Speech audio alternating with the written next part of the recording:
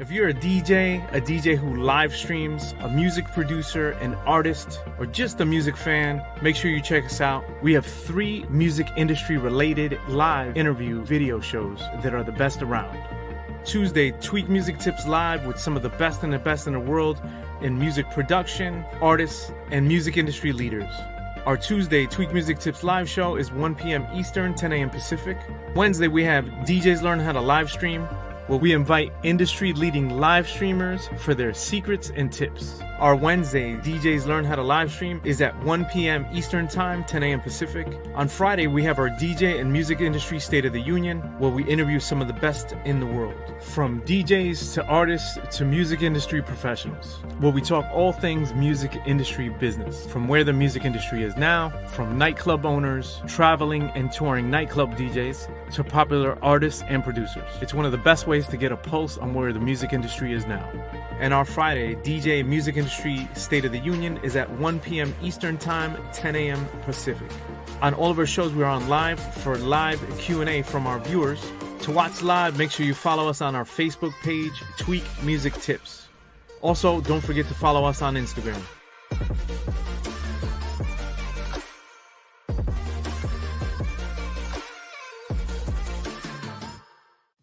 Hey guys, what's up? It's Kova. Are you a music producer or DJ that spends countless hours online trying to learn music production? Do you find yourself getting caught up on the technical aspects of production? Maybe you're having difficulty with song structure, sound design, effects, or maybe even the big drop?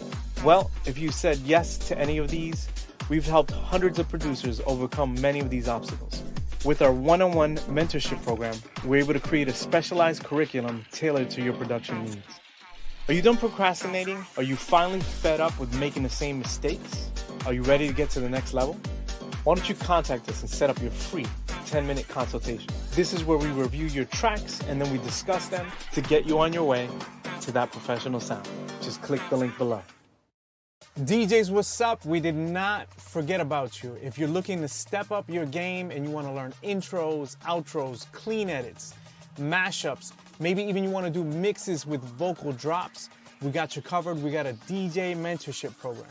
If you're looking to elevate your game and you want a painless process, make sure you hit us up at tweakmusictips.com/training. If you want to save hours of learning, please make sure you hit us up, and we're looking forward to hearing from you.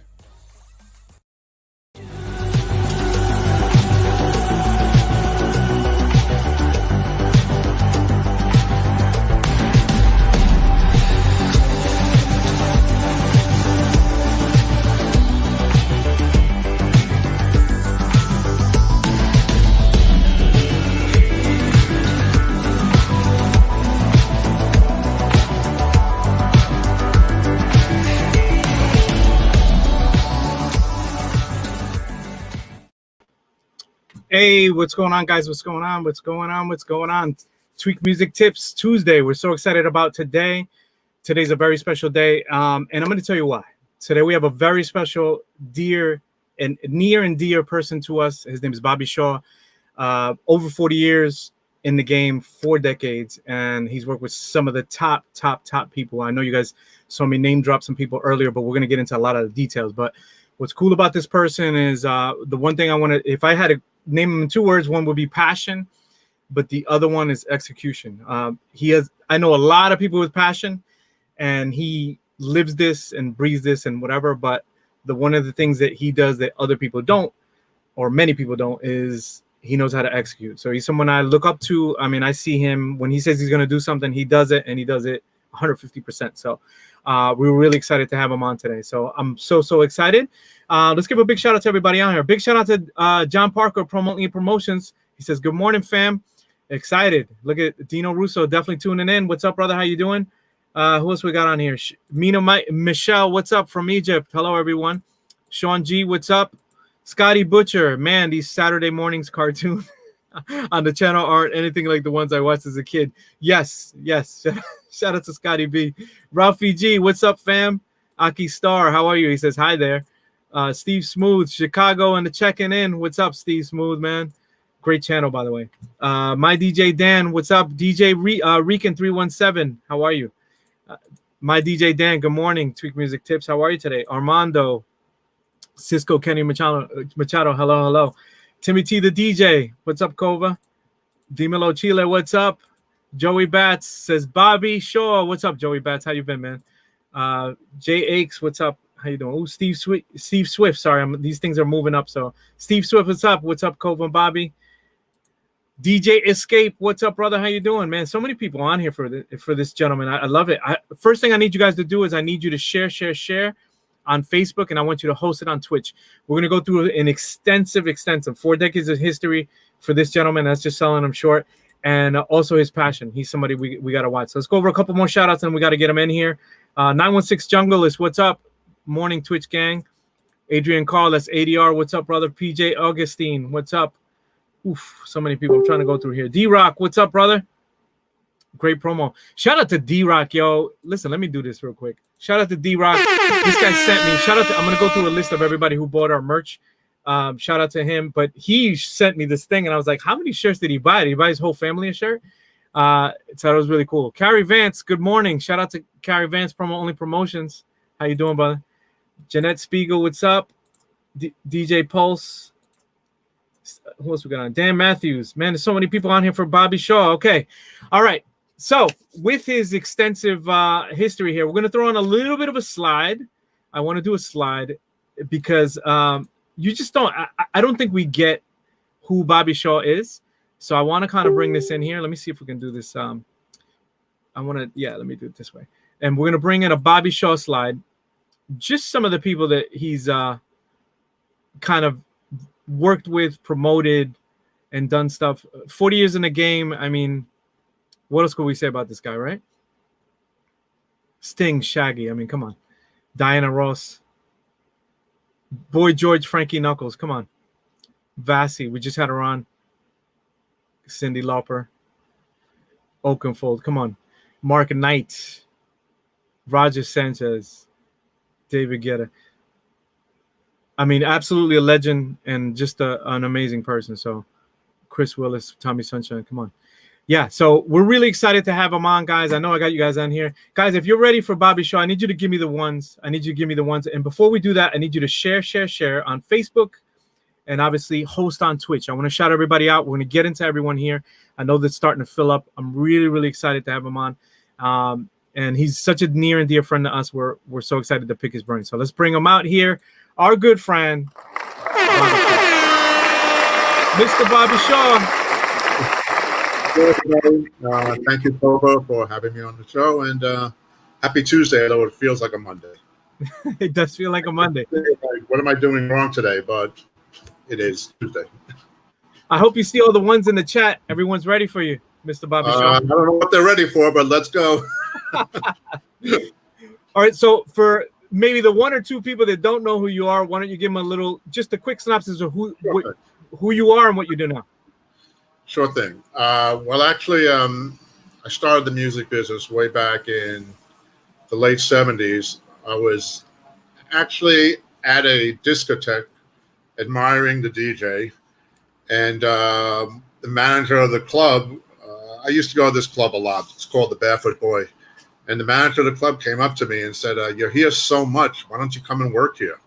And like, really? Like, okay. So they made me like a busboy. I was carrying a tray, wearing short shorts, no shirt, trying to sell drinks.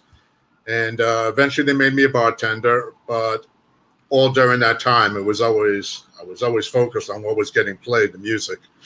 And Tony Smith was the DJ. He's continued his legacy. He's on Sirius Radio now, doing the Studio 54 show with Robbie Leslie and Jelly Bean.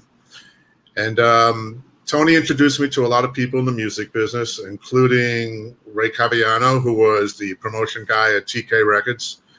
And Ray, I was 24 years old. I was a bartender. I didn't want to do bartending for a career. I really wanted to be in the music business. And I was dying to be in the music business. And I went around to him and this girl named Audrey Joseph. I believe that's who it was. And he offered me a job in the mailroom at TK Records. Like I said, I was 24 and was making $3 an hour, bringing home $84.30 a week. My parents were helping me helping me with my rent. I moved into Manhattan, and I was the mailroom guy at TK Records for about a year and a half. Subsequently, my boss got a job at Warner Brothers Records. A couple of months into his gig, Ray Caviano, who was a big influence on me, helped me a lot, brought me into the business. Called me up and said, I'm not happy with the promotion guy they gave me. Would you mind coming to talk to me? I'd like to give you a job. So I went over to Warner Brothers in '79. He asked me if I would be interested in doing the East Coast promotion. I was working. We had a staff of Joey Carbello, Jim Strait in Chicago, myself in New York. The secretary was Mary Ann Claypatch. The A&R guy was Vince Aletti. Ray was the boss, and we had a guy, Craig Kosich, on the West Coast. Warner Brothers was a West Coast-based company. And what we did, well, what Ray did, and then I became part of his team, we promoted all the Warner Brothers dance records, and Ray had his own custom label called RFC Records. That lasted a couple of years. There were some political issues.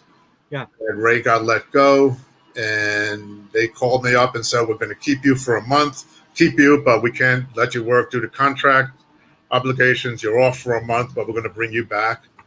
And they brought me back, and I was very fortunate. I worked a lot of great records. And then in 1984, MCA Records called me and offered me a job. They created a job for me, and I had a 14-year run there. I was vice president of dance music promotion and marketing. I will tip my hat a little. I'm trying to be humble here, but I was the only vice president of dance music promotion and marketing in the music business. And then I had 5 bosses, and my 5th boss, I told you this at lunch, so I'm just going to repeat it. My 5th boss was really not into dance music. She wanted me to, this is when the hip hop scene was exploding. And she asked me to switch to hip hop promotion. And it really was not my forte. And I didn't really live that kind of lifestyle. I was in the different kind of club lifestyle. And I told her basically, this isn't for me. I don't want to talk about hoes. I don't want to talk about guns. I don't want to talk about violence. And I remember this like it was yesterday. And Funkmaster Flex does not want to talk to me. And a couple of weeks later, I get a call. I'm coming. Her name was Nancy Levan. May she rest in peace. I got a call. She said, I'm coming to New York. I'd like to see you. Okay. I was under contract, 2-year contract. It ended November 1998. Anyway, this was April 23rd.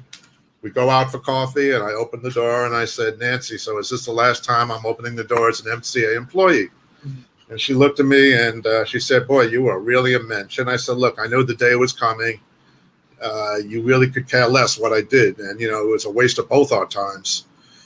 She wasn't happy with what I did, and I wasn't happy that nobody was recognizing what I was trying to do. Mm-hmm. So I had 7 months off. I was DJing. I had a choice of taking 60 cents on the dollar that was left in my contract, or continuing getting paid every 2 weeks. And it was a pretty decent sum. And then not working again against MCA. It was called a no-compete contract. So I took the no-compete. I always like dreamed, wow, what's it going to be like? Like, wow, 7 months off, getting paid every 2 weeks. This is like utopia. And, it sort of was. I was DJing on Saturday nights in a bar.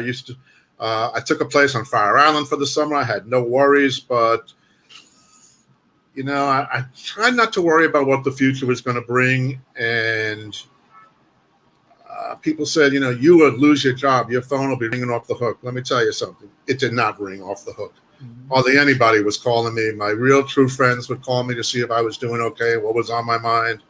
But really, I got very few calls.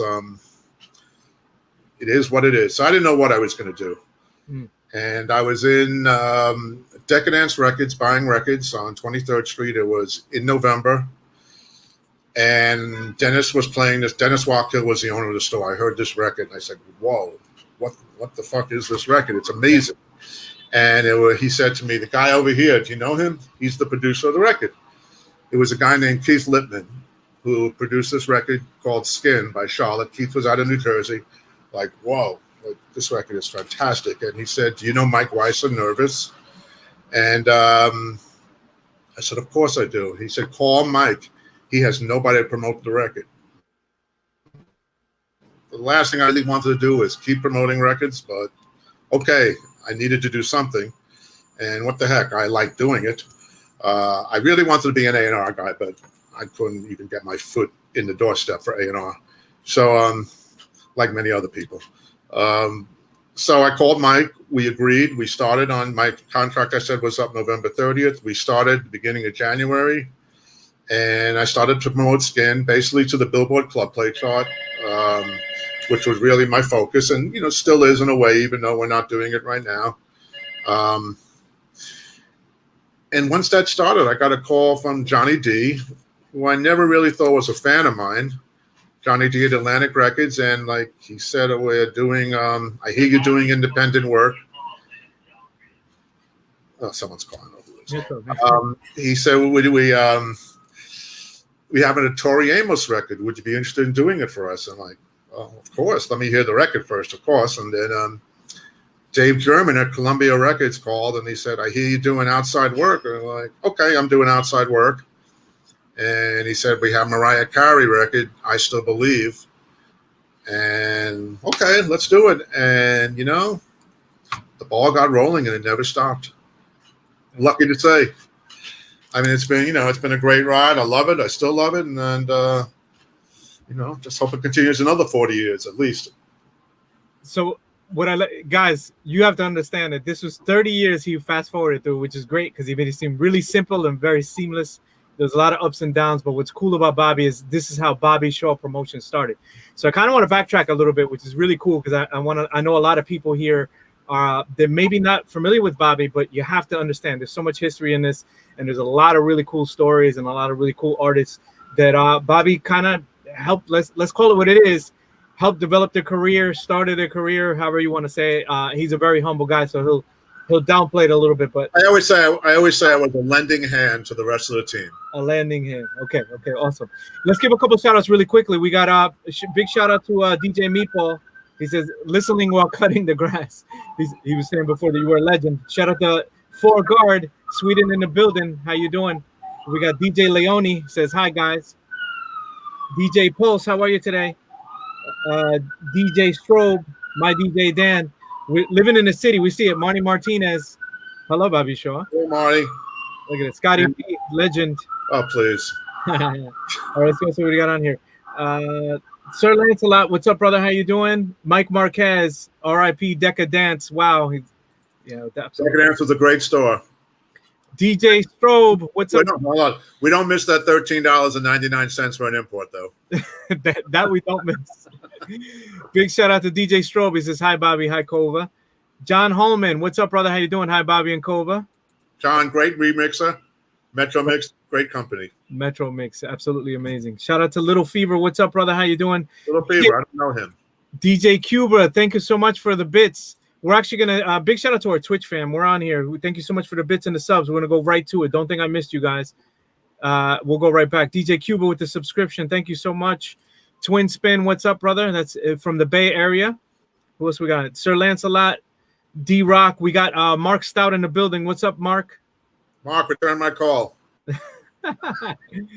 Aki Star says hello. Brian Dodson, one of the realest in the game. We love that. Who else we got on here? Daniel Bagley, what's up, man? Rhythm DB, Miami, Florida. Kings and Queens Entertainment, big shout out to them, man. They're from Canada, always showing a lot of love. We appreciate you guys. Make sure you follow their channel on Twitch. Big shout out to them. Leo Rock, how are you today? All right, we got so many people. Little Fever, let us know where you're from. Victor Denaire says hello. What's up, Bobby? Yeah, what's up, VD? That does not sound good. I always tease him about that. Shout out to DJ Rican. How are you? DJ Escape, what's up, man? He's ready for the show today. All right, cool. So now I think we went through everybody. Armando Cisco Kennedy, how are you? Thank you so much. I could do shout outs all day, but there's so many things I want to go through. We got some good stuff. Obviously, we got guys like John Parker and Carrie Vance on here. I mean, so many vets in the game want to come in, support. I think I saw Hashkarelli in here too. If I didn't, sorry about that. If I didn't shout you out early. Turn off the tennis and pay attention to the interview. All right. So this is really interesting. So I want to kind of go back because there's so many things we want to go. Being for a bar back, going to then being a bartender, you and Tony Smith. I thought that was really cool. So you would go to him. Let's not skip that part because I think that's super important. So you would kind of tag along, if I may say, with them and go to the promo places. And it was cool because when they would have their little meetings and stuff, you would be their bartender. And how that started to be like how now you started to get free records through them and kind of get in that whole promo circle. Let us know a little bit about that. First of all, I was the tag along. You are 100% correct. Back when I was a bartender, in those days, the record companies, RCA, Warner's, Prelude, CBS, Epic, every company had their own promo dance person. This was before they went and hired independents. Actually, independence coincided with it. But on Fridays, all the DJs in the city would go to these companies, and the promoters would leave envelopes in front with the front desk, with the receptionist, with the DJ's name on it, and the new records of the week. And all the DJs went around and went from one company to the next company, it's a domino effect. One company, next company, next company. And by the end of the day, you'd have 10 to 15 records, or maybe even more. And some of the promo guys actually wanted you to come into their office to talk, which was something I learned. Anyway, so I used to, as much often as possible, I would try to, any break I could get, I would run up to talk to Tony. And record promoters used to bring records to him. Instead of him having, because he was an important DJ and the club was always packed 7 days a week, he played, I believe, 5 nights a week. And during this time, I got to meet a lot of people in the DJ booth, and I became kind of like the record company bartender. Like if somebody came to bring Tony a record and they wanted a drink, like come to me, I would either give it on the house. I think we were allowed, God, I don't even remember how many free drinks we were allowed. We did have a quota though. And I became the record company bartender. And so as a favor to me, I started going around with Tony, and they would leave me an envelope too. And I don't know if you could see in the back, but I got a nice record collection there. And a lot of them are promos I got in the 70s. That's amazing. That's a great way to start. It was. And then, like I said, one of the guys who was kind enough to me was this guy, Ray Caviano. And like I said, he gave me my first job. I think this is amazing because what happened was now that's when he started to fall in love with the industry. I think he loved it. You wanted to do anything and all things. Can I retract that for a second? Absolutely. I don't think I've ever loved the industry. I love the music. I can't say I love the industry. There's a lot of things about it I don't like, but I love being in the music. I mean, who wouldn't want to be in music? That's so true. So true. Big shout out to a couple of people on here. Thank you so much, FourGuard, for the bits. Thank you so much, DJ Donnie 352 for the bits. Thank you, FourGuard, for the subscription. Twitch is lit right now. Max Evans, thank you for the subscription. FourGuard keeps dropping bits. I appreciate you. Pulse 77, thank you for the bits. Everybody, thank you so much. I appreciate everybody. I need you to share, and host. Facebook, we appreciate you too. We're going to be shouting you guys out in a second.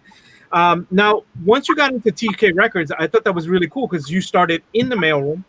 And what I want to talk about is how you got into the club promotion stuff. So talk to me about how that transitions up. Because think about it, bartender to now mailroom person to that just to get in because you love the music. Well, like I tell anybody, if you want to be in the music business and you have a chance to get in like to a company, like just take what you can get. I mean, I was like scraping the bottom of the barrel, the mailroom guy, but I got to know so many DJs' names because we weren't printing them off the internet. We were typing them out in sticker, and I would stuff 2 cardboards with a piece of vinyl in the middle.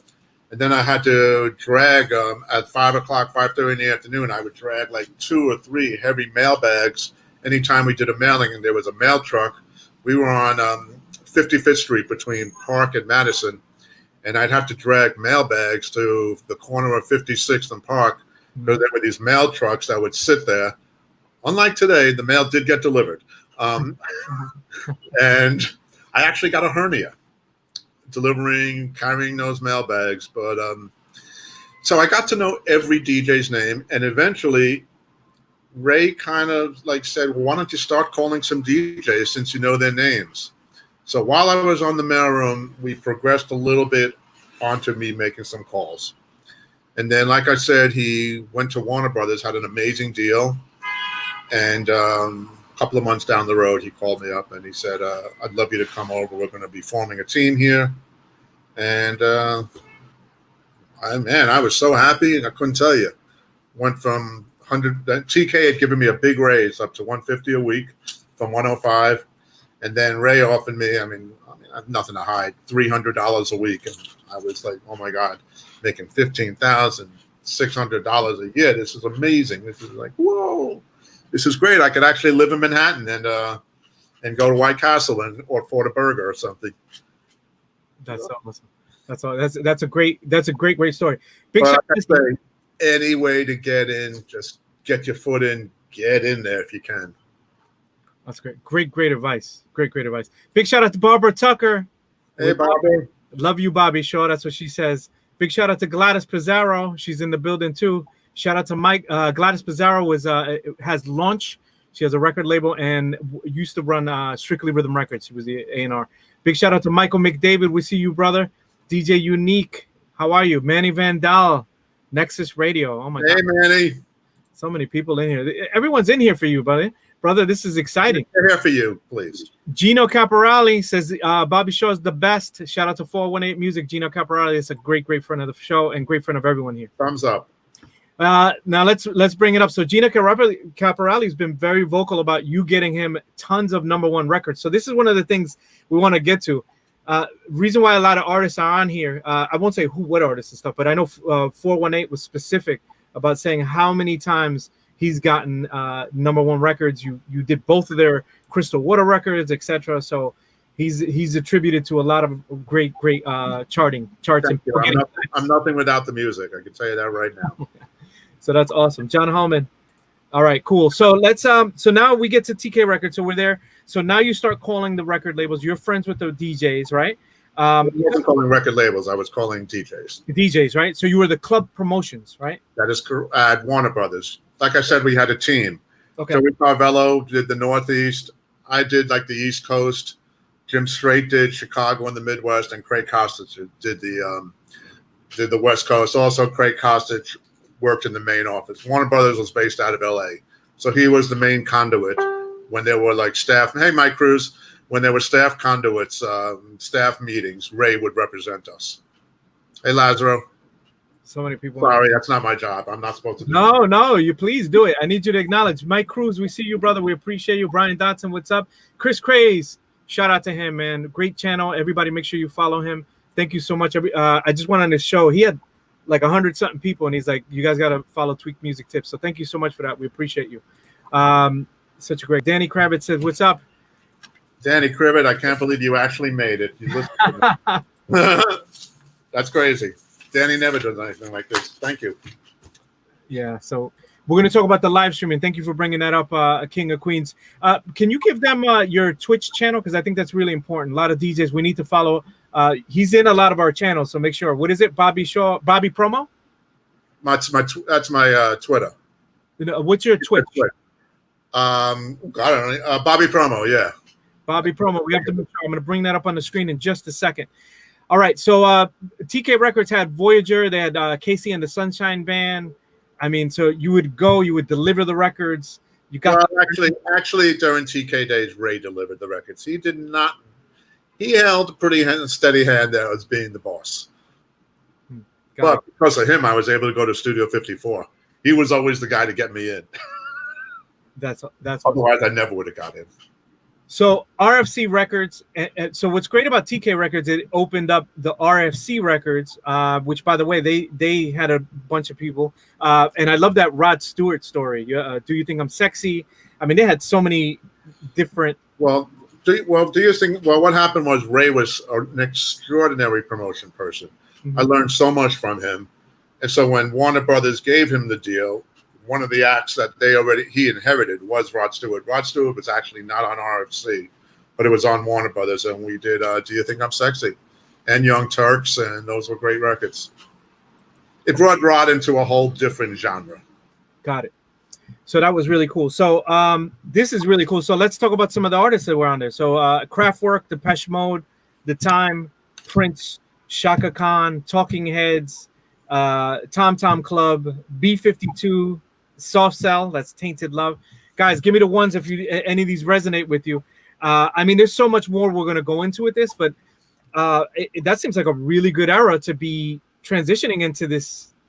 How blessed was I to have such great records to promote? It made me look good, that's for sure. But, it was really the music. That's awesome. It was so great. So you see the humbleness here, and I love this about him. This is one of the things that makes him such a great dude. But I didn't make the records. I just promoted them. Okay, so this is good. So now this is where I get to kind of blow up Bobby's spot here. There was a record called White Horse. If you want to ride the white horse. You're never going to see me sing again. I'm only doing this for Bobby Shaw. But anyway, and Bobby Shaw was the one that actually had to do with it there being a 12-inch single, and there even being made a 12-inch single. And he went into the studio, and with the producer, engineer, he worked on the 12-inch single. So let's talk about this. Let's talk about what you saw on the record and how you got to go in the studio and do this. Okay. Well, when I worked for Warner's, Sire Records was Seymour Stein, the president of Sire Records, one of the most amazing music people you'd ever want to meet, and a fun guy. Very, very funny. Like I said, I promoted the Sire Records in addition to the Warner Brothers records, and Seymour came into my office, and said, I have an album here called Laid Back. Michael Ritter was the owner of the record. It was out of Denmark. He said, do me a favor and listen to the album. Oh, thank you, LP. Seymour Stein said, can you please give this album a listen? Tell me what you think of it. I said, okay. So Sunshine Reggae was the single worldwide. And I listened to the album, and I said, Seymour, there's a track on here called White Horse. This track is freaking amazing. And if it's done with the right edit, I know it will be a big club record. And he said, okay, well, why don't I give you, I'll tell you right now, he paid me $250 to go into the studio. That didn't include the editor's fee and studio fee. And I picked this guy, John Patoka, who was freaking amazing. And John and I went to the studio, and we spliced up. We just listened to the thing, and I said, John, can you splice this here? This belongs here. This belongs here. This belongs here. This belongs here. This belongs here. Blah, blah, blah. We had a wall full of tapes. And, I just told John, can you put this here? And look, I told him what to do, but without John Patoka, it would never have happened. And we put it together, and the record became like a classic. I mean, it went even on the R&B chart. I mean, the rhythm and blues chart, it went, I believe, to 13. And it must be gold by now. When I was at Warner Brothers, we had sold 400,000 12 inches. And it was a big, big record, and even radio play. For radio to play that record, that was like, crazy. But I was very fortunate that I had Seymour Stein, who believed in my work, and I had the DJs playing the record. Once again, I was there, but it was the DJs and the music. Yeah. Do you think that, because another thing I didn't want to go over is you also were a DJ, and you DJ'd a lot of the nightclubs in the city. I didn't DJ a lot of the nightclubs, but I played at this bar called G. I did some private parties. I played in the Hamptons one summer. I played at Sound Factory Bar downstairs, which was great. Frankie Knuckles was upstairs, and I was downstairs. I used to have people from the record companies actually come and listen to me, because I couldn't mix two records for shit, but it was a hangout bar, so I didn't have to worry about what I played. I could play a show tune. I could play whatever I wanted, and it was a lot of fun.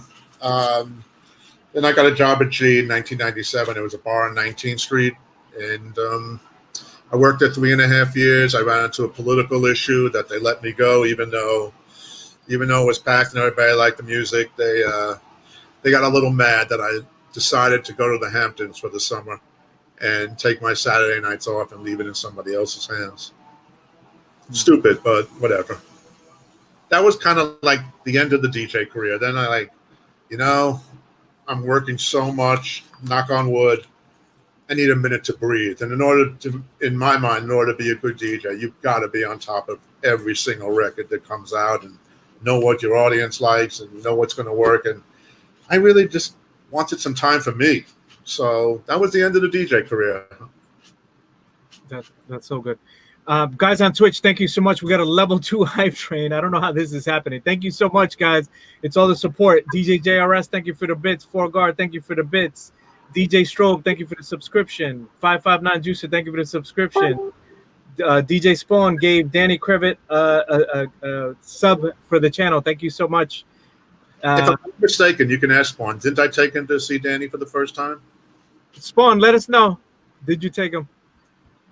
Donnie 312, thank you so much for the bits. 4Guard from Sweden, thank you for the bits. He's also talking about Laid Back, the Danish band. You also had some yeah, you also were involved in that. Max Evans, thank you for the bits. Wow, kidding. Thank you so much for the level 2 hype train. I appreciate you guys. Funny story. There's so much going here. Let's give a couple shout outs really quick. DJ Plug, shout out to you. DJ Donnie 352, DJ Pulse, JRS, thank you. 559 Juicer, what up? Robert Matochi, shout out to Bobby at G Lounge. I was lucky to. He was a bartender and I was a DJ. And be friend Bobby. There you go. Awesome. Thank you so much. I don't want to make sure I don't miss some of these people. Renoir, what's up? Renoir. There it is. I know I got him. Big shout out to him. Thank you so much. True School, right? Thank you. Tony B. He says, wow, what amazing stories. DJ Lex, what's up? All right. I don't want to get too much. I know I got a DJ Scoop. How are you, brother? LP Vargas. Scoop. I love the name. Love the name, right? DJ Scoop. Shout out to him. Texas in the building. All right. I think it's so cool. Now let's get into this is a cool story. You were called the rabbi when someone was called the. Oh, well, I was sitting in my apartment. Yes. There was a record. There was an artist named Chaka More. This is the MCA days. Yes. Chaka More was an aspiring artist. I think she was from Atlanta or LA, but I could be 100% off base. Mm-hmm. Anyway, they asked me to, there was a song called This Time, and I was sitting in my apartment. They asked me to do one mix. And who can we pick? And my roommate at the time was a guy named Peter Canellis. And he said, Frankie Knuckles would be a great choice. And I'm like, oh my God, Frankie Knuckles. Well, why not? And Frankie turned the record out. It's called The Bomb Mix. I think it was like 10 minutes long. So we got to meet Shantae at some party. Now, Frankie Knuckles was known as the Godfather. Mm-hmm. And when the three of us, Peter, myself, and Frankie, were introduced, and I said, Frankie, this is the Godfather. And Frankie said to Shantae, well, because I'm Jewish, this is the rabbi. Frankie used to call me the rabbi. And Chaka More says, what's a rabbi? Like, okay, I guess you didn't get guess you didn't grow up in a Jewish neighborhood. But we laughed and we explained what it was. And the record was so great. Who cared about the rabbi? It was about the music. That's so funny. But it's a funny story. How could you not know what a rabbi is? Yeah, absolutely. But maybe some people don't. I don't know. Yeah, but that's let's not miss that. So you were called the rabbi from Frankie Knuckles. Frankie Knuckles called me the rabbi. He was the Godfather, and I was the rabbi. Let's not miss that point. Yeah, so that's awesome. Cool. So tell us, it was always a religious experience when you danced to Frankie Knuckles. So okay, so this is cool. So now, what was your experience like? When did you first meet him? What was your interaction, Frankie Knuckles? Oh my God, I couldn't even tell you that. It had to be Chicago. I'm guessing. He played at a place called the Warehouse or the Power Plant, and it was I remember going down a long like a railroad apartment, and Frankie Knuckles. I mean, legend. I mean, for me to be able to meet Frankie Knuckles was, dream come true. Yeah. So what was cool is you guys actually had a friendship, which was cool. Yeah. Well, actually, on a more somber note. I believe, had the last meal with Frankie. It was a bunch of us at Winter Music Conference. Mm-hmm. We all got together, and then Frankie went off to Europe, and then he came back and passed. Mm-hmm. So it was like the last meal he had with a group of people. Mm-hmm. So sad. It's a health issue that he could probably still be alive today. Mm-hmm. Yeah. some people don't take care of themselves properly. Health is so important. Good point. Without health, you're nothing. Definitely good point. Okay. So let's go back a little bit. I want to talk about the early days. So this is kind of cool. So obviously Paradise Garage was a big place. And there was a DJ there, Larry Levan. And you have an interesting story there's so many things with Larry Levan. We have a Prince story. We have, Madonna Danceteria stories. We have so many, but I want to kind of talk about Larry Levan, how it was back then. And then how you, Frankie Crocker, and all that just kind of. Once again, shout out to Tony Smith for taking me to the garage for the first time. And obviously, I used to go with Ray, and I got to know Larry. And then when I worked at Warner Brothers, I started bringing around the records with Ray until Ray was gone, and then it was obviously me and nobody else. Craig Kosich on the West Coast. They actually disintegrated the whole staff except for Craig Kosich and myself. But anyway, so I started, got on a more personal. I was in a more comforting situation as far as I was kind of like my own boss. I had a guy on the West Coast, but there was nobody watching over me in New York. And Larry and I developed a great relationship to the point where, well, first of all, I was a dancer, so not a pro dancer, but I would love to just go out and dance all night to Larry. I was bringing him music, but here's the songs.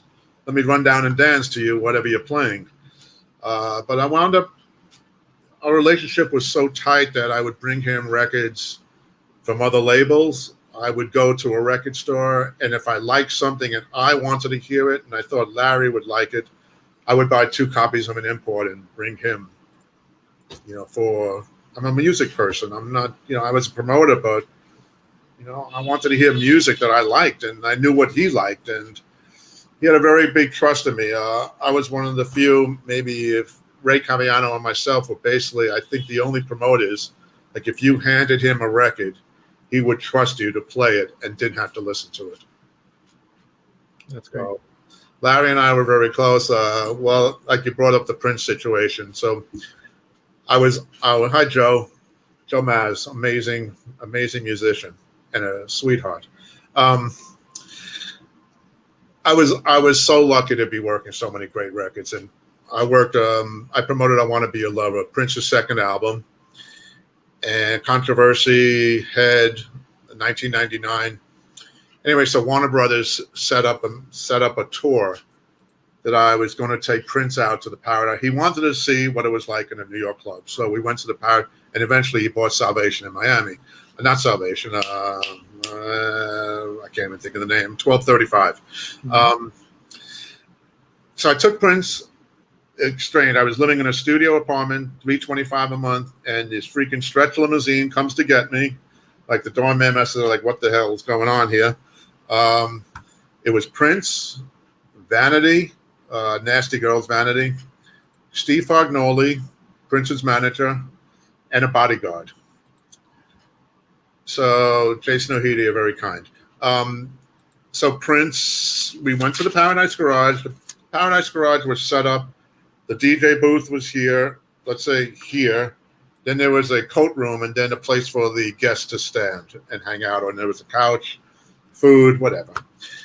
Anyway, we stood there. Prince did not say one word to me the entire night. Everything was through his manager. He didn't say, nice to meet you. I want to hear this. I'm having a great time. Not a word. Anyway, we're there for about an hour.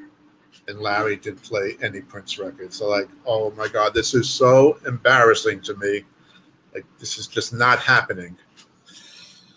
Anyway, Steve Fognoli says to me, he's ready to leave. And like, okay, that's life. And I'm embarrassed. And what can I do? I go over to Larry. We're out of here, bro. No, you're not. Yeah, we are. And he said, no, you're not. And then he played like an hour and a half straight ahead of Prince, like nothing else. And that was that, but it was almost like put me in such an embarrassing situation, and it wound up turning out good. But not even a thank you from Prince. Not even nice to meet you. Everything was through his manager. And, I guess he was kind of introverted. He was, I think, 19 at the time. He was a baby. So I guess he just wanted to see what was going on in the scene. Smart guy.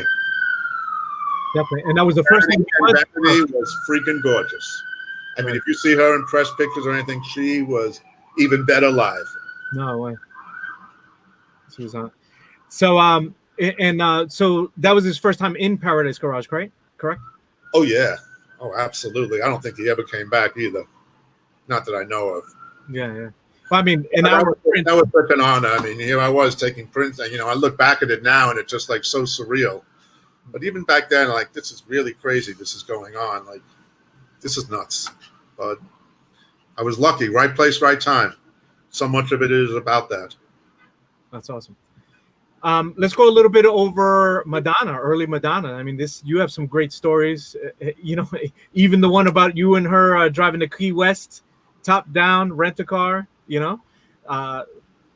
well, first of all, Madonna probably. I'm not saying she wouldn't have happened, but you have to give a lot of credit to Mark Hamons. Like I mentioned before, at Warner's. Saya was part of Warner Brothers. Mark Hamons was a DJ at Danceteria. I'm sure you've heard the story a million times, but we'll do it again. No, that's good. Mark Hamons was the DJ at Danceteria. Very, very close with Mark. Mark was a fantastic DJ. He would play records backwards. He would play things like, he was like, I'm not going to say the white Larry Levan, but he was kind of like Larry, and he learned from Larry, because I took Mark to the garage the first time. So he learned a lot from Larry, and he picked up some crazy tricks. But Mark was an amazing, amazing DJ, one of the best I ever heard. Anyway, Madonna was working at Danceteria. She had brought Mark. I think they were messing around besides working together. And she brought Mark a demo of Everybody. Mark brought it up to Michael Rosenblatt. The three of us were very close. Michael Rosenblatt was the A&R guy for Saya, who also would hang out at Danceteria. The three of us would be in this narrow booth. Not many people could get into it. I don't even know if Mark probably would never keep it closed. He was like too open to meeting everybody. Anyway, so Mark brought the demo to Michael, who brought it to Saya. And I don't know the linguistics of the contract, but we signed Everybody. Saya signed it, and we put it out as a 12-inch single. Mark Hamons produced and mixed. No Madonna on the cover. It was just a artwork cover, and the record did well. And then we came out with Physical Attraction, Holiday, Burning Up, and kind of the rest is history. But I was the fortunate one that I held her hand because we broke her through the clubs. She actually used to sit she was so aggressive. I knew from day one, this girl has got the shit. She's going places. She was so aggressive, and she wanted to know things. She would actually sit in my office and watch me work. And you got to be freaking kidding me. What the fuck are you doing? But she wanted to know what I did. And we actually, back in those days, we also had I can tell you a really funny story. This is kind of a funny story, not putting her down. So on Fridays, when the DJs used to go around to record companies, I would put my envelopes out, but I would have a coffee clutch in my office on Fridays at 6 o'clock, Warner Brothers. Friday, everybody was out of there, so I stayed, and DJs would come and we'd play all the records that they got from different record companies.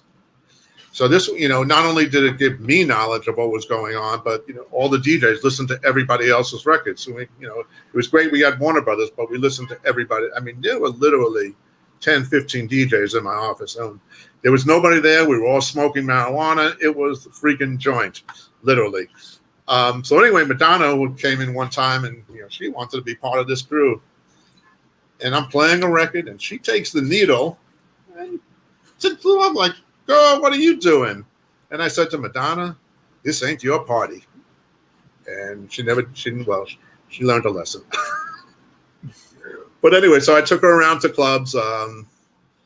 We went a couple of cities, basically Chicago, Miami, and New York. Really not a couple of cities, but we went to Miami. We did the Copa. It It was a Friday night, I believe it was, and then we did Casanovas. Rick Alonso, I believe, was the DJ. Rick Alonso, I don't know.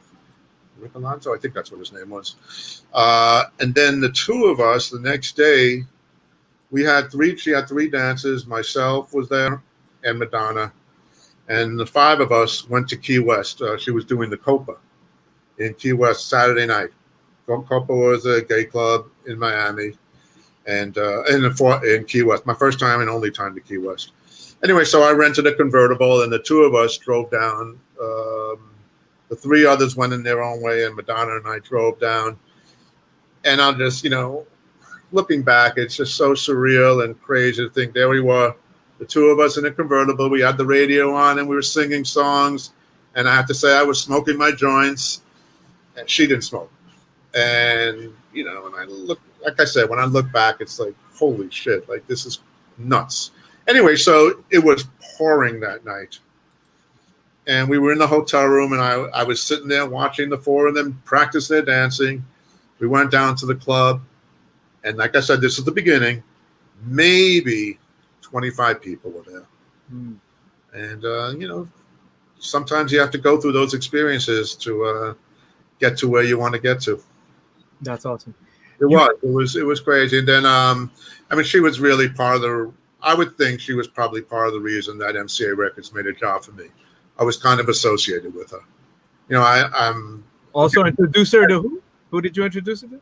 Oh, I was going to say I also brought her to the Funhouse and introduced her to Jelly Bean. And to this day, he will always tell everybody that if it wasn't for me, he may not have ever even met Madonna, and the whole thing might not have happened. I don't know if it would have or would not have, but right place, right time. I was wondering how you were going to get around that one, because if they didn't meet, I don't know. I mean, it could have been. Let's face it. Jelly Bean had a career already. He was playing at the Funhouse to a packed house. Yeah. No, absolutely. But I'm just saying, those two together, those magical records. I mean, that's a lot of cool stuff. But they worked off each other, and they helped each other out. Yeah, that's awesome. Big shout out to Bobby Show. He didn't even. I like the way he kind of was like, yeah, I kind of introduced them. I took her, and so he's kind of the word is out on the street that he's kind of the one that linked them together, which is cool. Well, I was promoting her records, and nobody knew who she was. So, I mean, again, I hate to say I'm tooting my horn, but in Seymour Stein's music biography, he even noted that I was the first person at Warner Brothers to recognize Madonna. So she's amazing. I mean, she had great songs. It's always about the song, and she had some great songs, and her personality. She was driven like white on rice. That's awesome. That's good. All right, let's give a couple of shout outs here. So Tony Moran is in the building. What's up, Tony Moran? He says he loves that story. Shout out to him, artist, producer. Shout out to DJ Lookout. How are you, brother? Robert Martucci. How are you today? Who else? MDW Crespo. What's up? John Parker says Danceteria later became the first Robbins Entertainment office in 1996. There we go. That's why we have all the gurus in here. I am Danny D-Rock. Hard work and dedication to the craft and music is key combination with being humble and passionate is an unmatched talent. Thanks for sharing these inspiring stories, Bobby and Colby. That's awesome. All right, who else we got on here? Let's see. Archie Morgan, what's up? How you doing today? So I think we have some really cool stories. Let's keep going here. I want to talk about, let's go into it. So later on in 84, you go to MCA Records. And what's cool is they make you the National Dance Promotions Manager, and they created that position. And now we got some other artists. We got Elton John, Patti LaBelle, Dan Hartman, Colonel Abrams, The Jets, London Beat, Stephanie Mills. I mean, what a lucky guy was I, right? This is the next phase. So now you get into this new role. I love you have some really cool Elton John stories too. I would love to get into.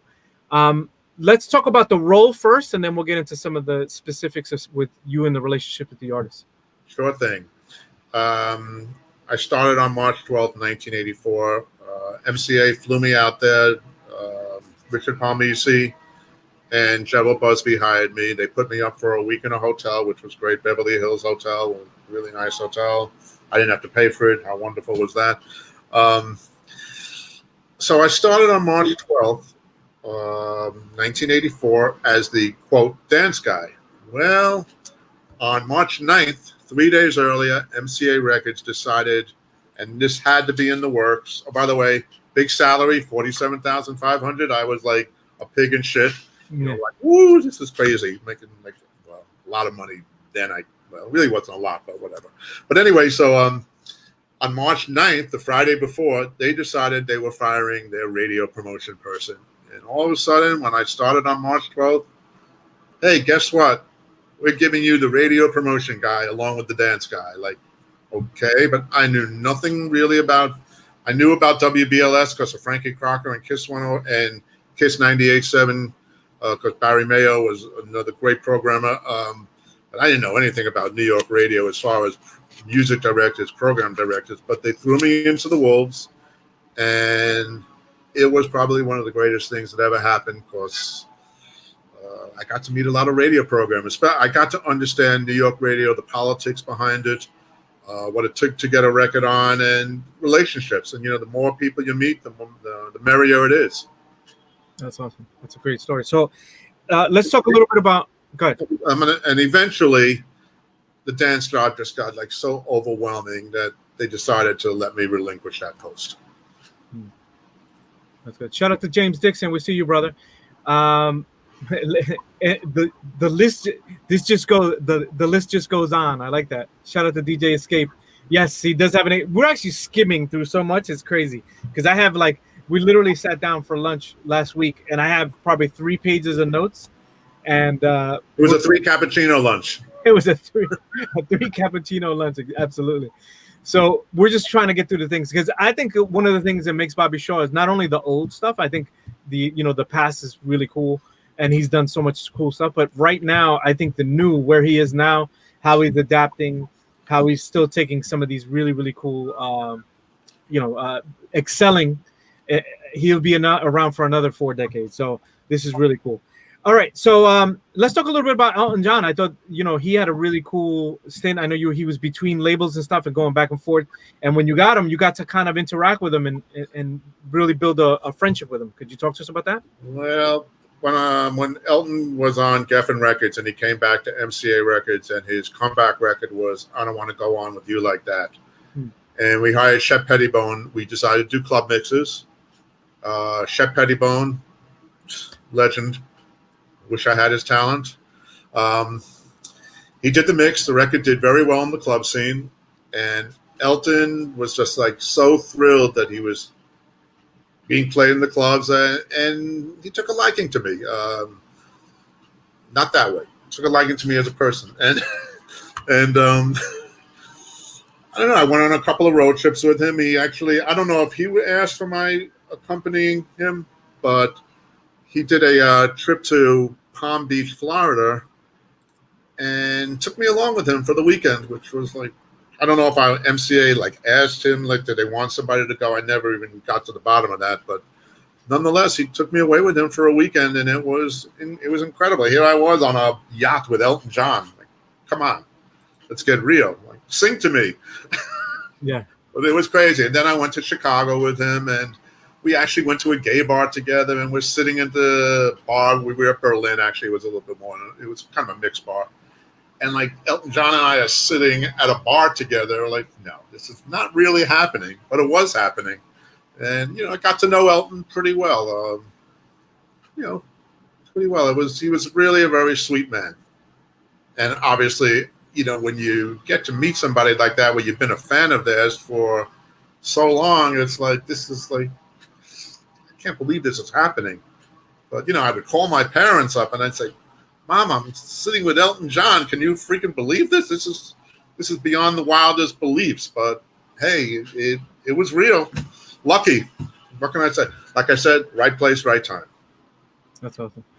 Okay, so Mike Marquez asks, how was it working with Frankie Crocker? Okay, so there was an independent promoter at the time named Juggy Gales. Mm-hmm. Juggy Gales was the closest independent promoter you could ever get to Frankie Crocker. Mm. He was like a brother to him. Maybe a father, maybe a brother. I'm not sure how you would categorize it. Well, he helped nurture my relationship with Frankie, but it really was Larry Levan. Frankie Crocker used to come to Paradise Garage on Fridays and sometimes Saturday nights. He would stand, I don't know if, well, first of all, let's talk about who Frankie Crocker was, because some people may not know. Frankie Crocker was a DJ on WBLS radio in New York, 107.5. It was categorized as a rhythm and blues station, but this programmer, Frankie, was a freaking genius. Music was colorless. He was a black man from Buffalo, New York, but music was colorless to him. He would play records that were so far off the grain from rhythm and blues radio, typical rhythm and blues radio. But he was so open-minded. So anyway, so backing up, he used to go hear Larry play. And Frankie's show was on 4 to 8, 5 days a week. Highest rated show in New York. You got on the Frankie Crocker show. If you had a record, it sold. And so, like I said, Larry and I were close, and Larry would play records of mine that were like kind of different. For instance, Kraftwerk, Numbers, The Who, Eminence Front, Tom Tom Club, Genius of Love, records that were like not being worked by the pop department and not being worked by the R&B department, but they kind of fell through the cracks, and it was dance music. Well, anyway, so Frankie Crocker used to literally, like, he would take The Who, Eminence Front, and take the vinyl from Larry, and it would be on Monday. So did I have a really working relationship with Frankie Crocker? In a roundabout way, yes, but it was really more like Larry Levan playing the music and Frankie Crocker being there, and Juggy Gales taking me up to the station. Now I do it now because he's passed. I could tell a good Frankie Crocker story. So we went. Frankie was known for like asking the rhythm and blues people, the people who actually, I didn't promote to BLS. My records just happened to get on there because Larry was playing them. But Frankie was known to ask the rhythm and blues promoters to bring him up fried chicken while he was working. That's what I'm talking Obviously, about. I was not in that. I was not in that ballgame. But we did go to England to judge a DMC spin-off contest, and I will say right here, Frankie Crocker was the first person ever to turn me on to Evian. So we went to Soul, had a store back then. I don't even know if I should be telling this story, but what the hell. So we went to the store, and he bought this Soul jacket, like it was gorgeous. And he says, "Oh my God, I forgot my credit card. Can you put it on your credit card? I'll pay you back." Luckily, MCA Records let me put Warner Brothers MCA Warner Brothers let me put it on my expense account. He actually obviously never gave me the money for the jacket, but I had to buy it. It was Frankie Crocker. Yeah. What am I going to say? No. That's a good story. Funny story. Great story. So, but he broke a lot of records. He helped a lot of artists. What was cool too was like how it just wasn't rhythm and blues, like you said. The Who would be on there. White Horse wasn't particularly an urban record. He helped break that record. Him, Barry Mayo, and this DJ in Detroit, Mojo, WJLB. He was another programmer who music was colorless. Yeah, and that's the way it always should be. But it is what it is. But yeah, I mean, it was. I wish more programmers were like that. Yeah. You also said that it was the early Madonna was on BLS in New York before. Madonna was on BLS before she was on like Z100 and KTU. Pop radio. I was very lucky in that the person who promoted to the rhythm and blues station was a woman named Jackie Thomas, and at the beginning she was a little insecure with me because she was trying to get Randy Crawford, Al Jarreau, Larry Graham, Bootsy Collins on the station. Mm-hmm. And he was playing records that weren't being promoted by her. But eventually she understood that we were all part of a team. And she wound up being such an ally to me. Kudos to Jackie Thomas. I think you're in Atlanta, but you were so nice to me. She was so nice to me after probably not accepting me at the beginning. That's so good. That's really good. Guys, I want to thank you for the raid and the share. Thank you, Dig'em Smack. He's again raiding us. Thank you so much. I appreciate you. DJ Chris Craze, thank you for the 100 bits. I appreciate you. Who else is on here? Sorry about that. I just want to give a couple of shouts. You guys are going crazy over here. So thank you. Appreciate you. Everybody who's hosting, I appreciate you. Appreciate you. There's so many people reaching out. We're going to put all of Bobby's information, so don't worry about it, on our screen. We got you no matter what. So thank you for that. One of the things I want to go into now, because there's so many pinnacle things. When Bobby Show Promotions came out and you started releasing records, so it's funny how you started with the Keith Littman, but then a lot of the major labels started to reach out to you to push records. What do you think that, what attributed that? Like, do you think a lot of, because you were at these labels pushing all these great records, your relationships, your follow-up, the way you execute, how much do you think that came to play? I say all the above. Look, like I always say, you're only as good as your next record. And to this day, I'm blessed to be working good records. I mean, you got to know the bad from the good. I was always told one thing. This guy, Juggy Gales, who I referred you back a while ago, he always said one thing to me, and I'll never forget this. You can't make a bad record good, but make sure you don't make a good record bad. That's good. That's good. That's really, really good. Okay, so let's talk about. Otherwise, you can't polish a piece of turd. Yeah, that's a good one, right? Let's talk a little bit about some of the people you're working with now, because I mean, you have an extensive history. I know we had records with you.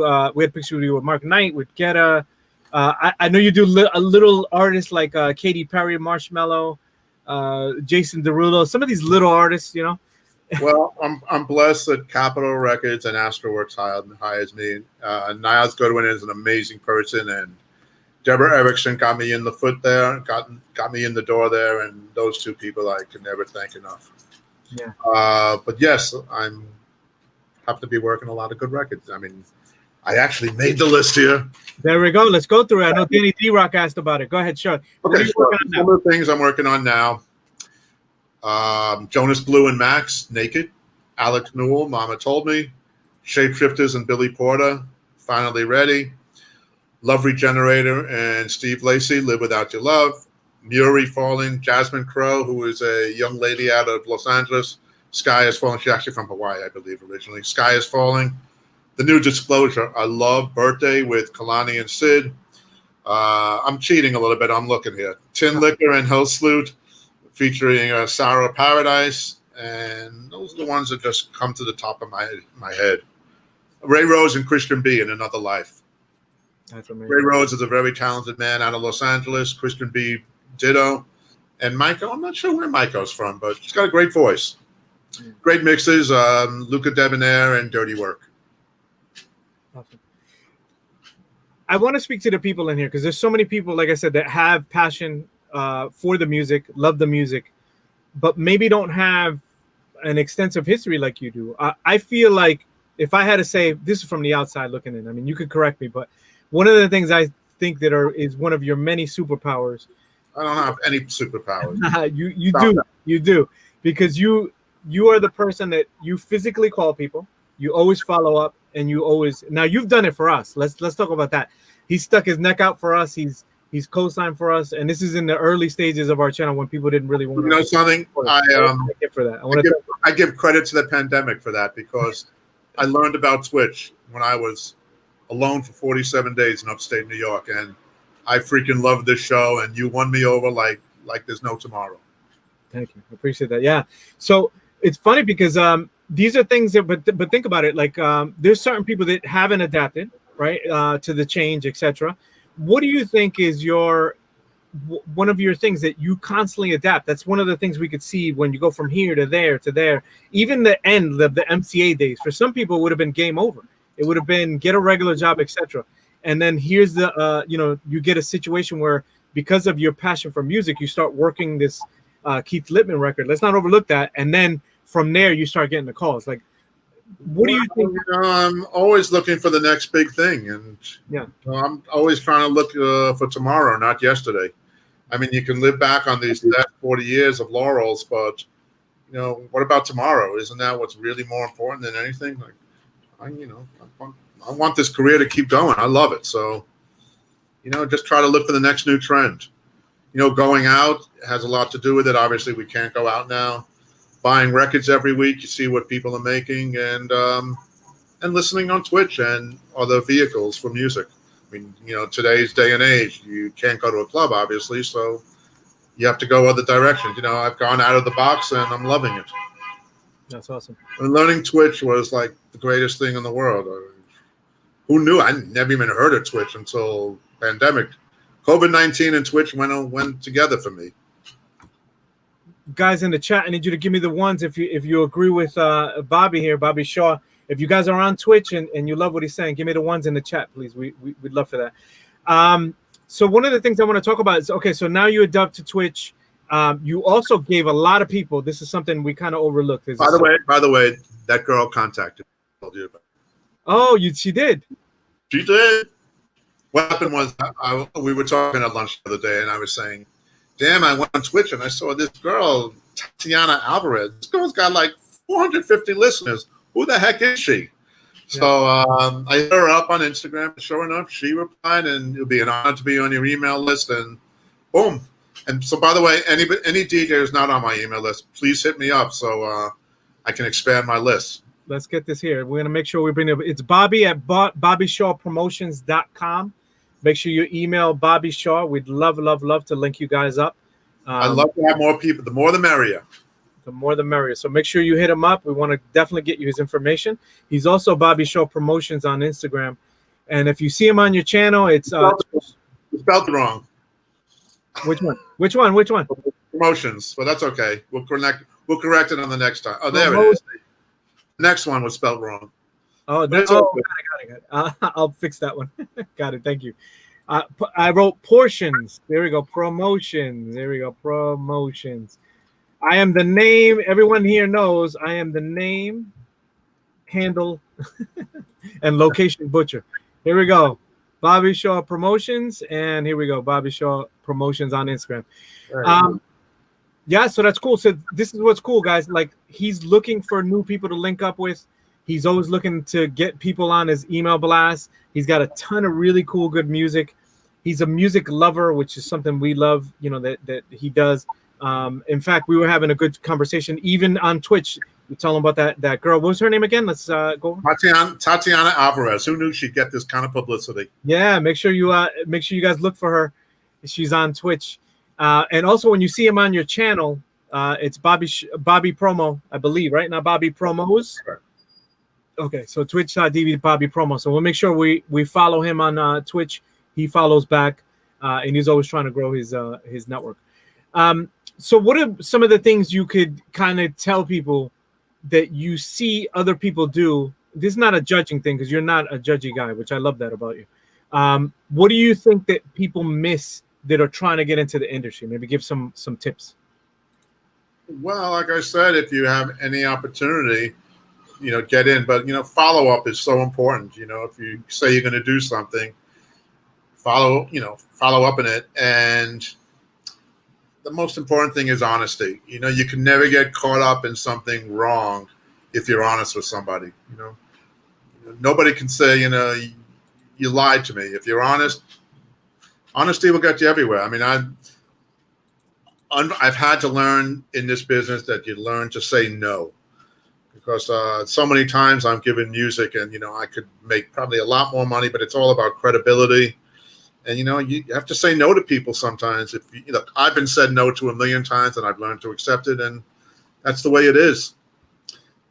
I was also telling you a story at lunch, so I will repeat this to you. Repeat it to everybody. Yeah. And you'd asked me to repeat this. So yes, please. Back in the early 80s, I had a tremendous anxiety. I would go to a club and I'd start sweating. I would get in a train and I would start sweating. I'd go to a club and have to leave it. And I was getting blamed at Warner Brothers when certain records did not perform up to expectations of my boss in LA. And I developed tremendous anxiety, and I went to a psychiatrist, something I did not believe in. I went for a couple of months. And after a couple of months, he said to me, you don't need to come here anymore. And we learned that it's okay to fail. I was like, not that I'm not a perfectionist, but I thought failing was like the worst thing in the life. And you know something? It's okay to fail as long as you learn to correct your mistakes. And I think that's one thing everybody has to take into consideration. It's okay maybe to fall back for a minute as long as you learn how to take a step forward the next time. That's so good. So good. Guys, if you don't get hired from one club, or you don't get a mix show on a station, try to find another way to do, to get ahead. Awesome. We love it. Thank you so much. James Dixon, thank you for the bits. Diggum Smack, thank you for the subscription. To Rafi G, we appreciate you, brother. Meatball, thank you for the 200 bits. I think this is good. This is really, really good. What I want to do is, let's see. So Roberto Martucci says, what would you say makes a great dance record? Well, obviously the song is first. It's got to have a hook. Without a hook, you always want that person to walk away remembering something. Then, of course, is the mix and getting it out to the right people. Exposure. As long as we're on the topic of what makes a great dance record, here comes a little bit of a gripe, but I do miss the days of the 7-8 minute mixes. And I get mixes and they're 3.5 minutes, and like someone's complaining to me, where's the intro? Why didn't they do this?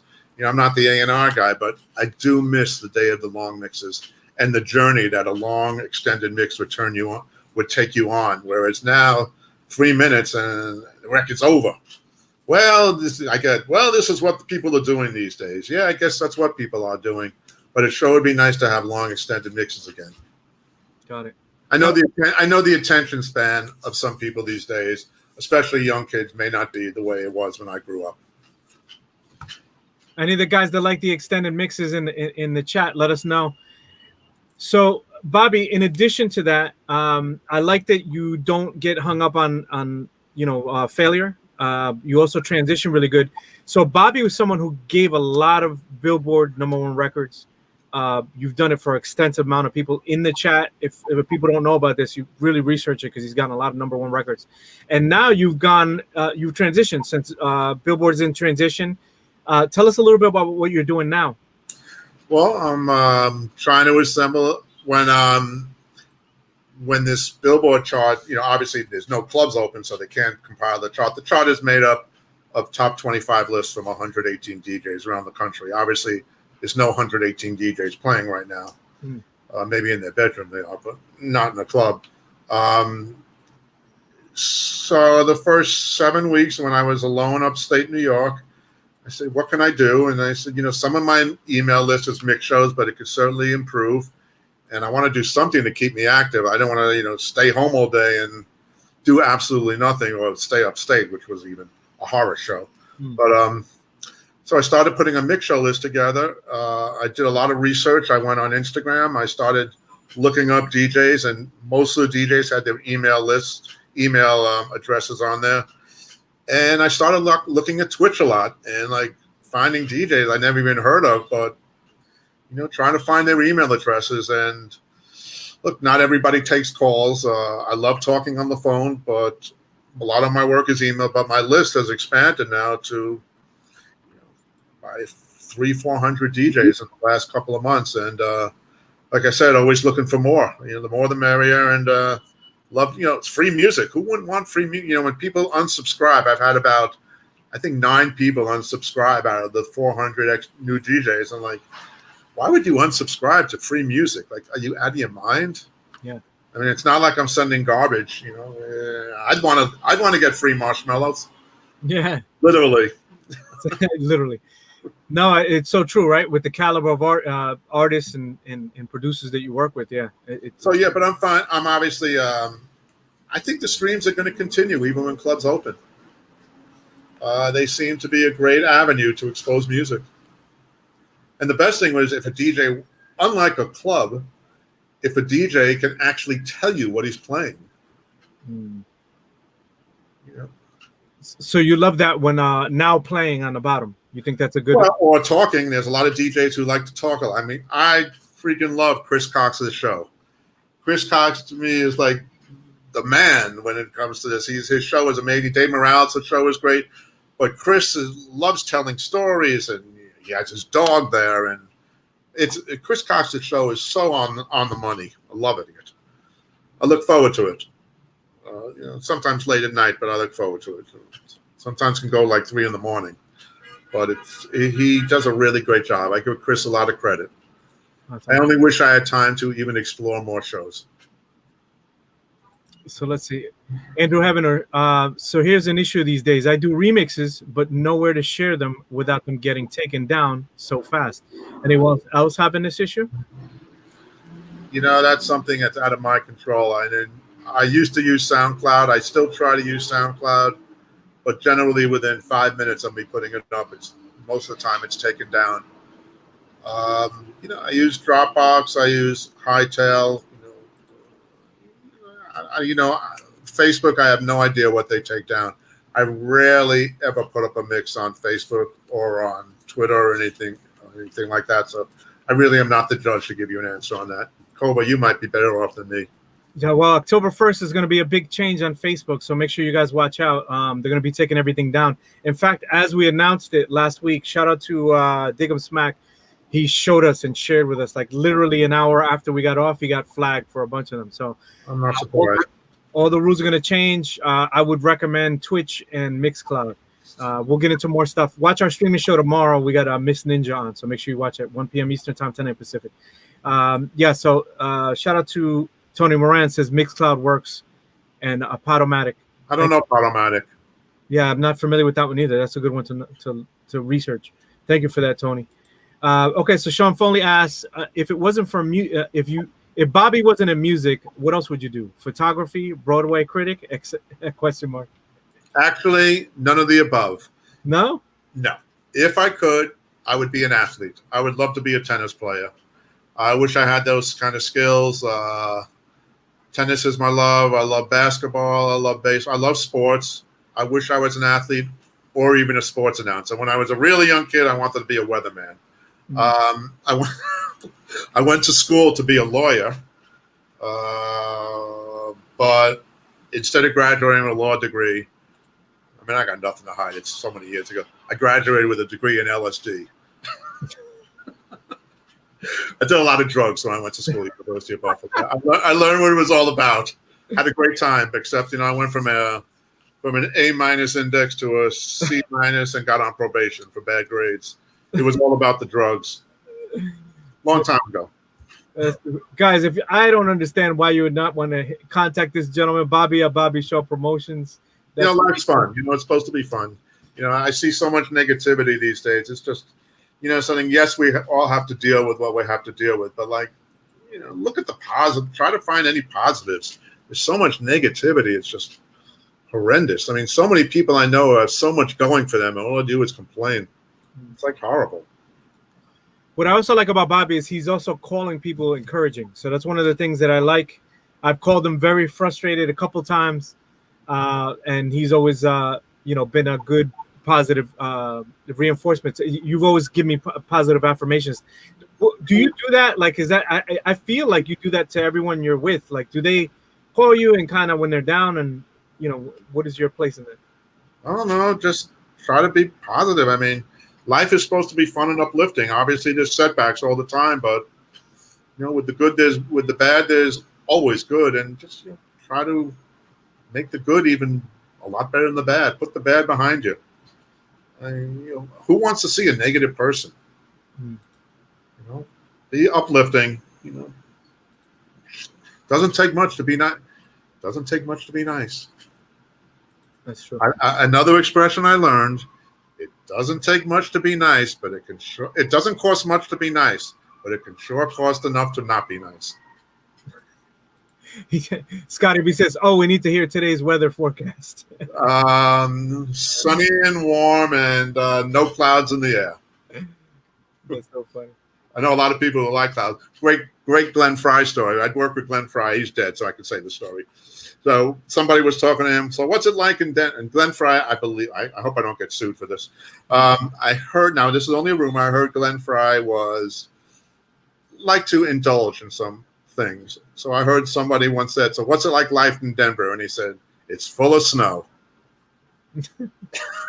You have to read between the lines. Yeah, read between the lines.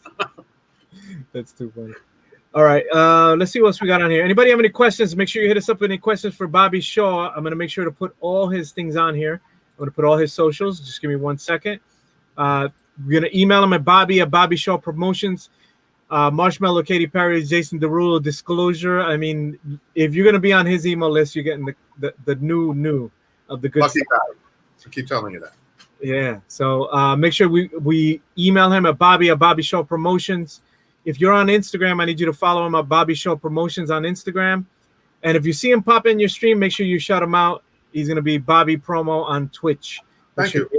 Get in there. So we all have to follow him. That's the least we could do for him. He's someone. Let's give a couple of shout outs really quick to David Chicago. How are you? Biff Pinner. I have so much respect for Bobby Shaw. Oh, you're very kind, Biff. You're a sweetheart. Biff Piner, excuse me. There we go.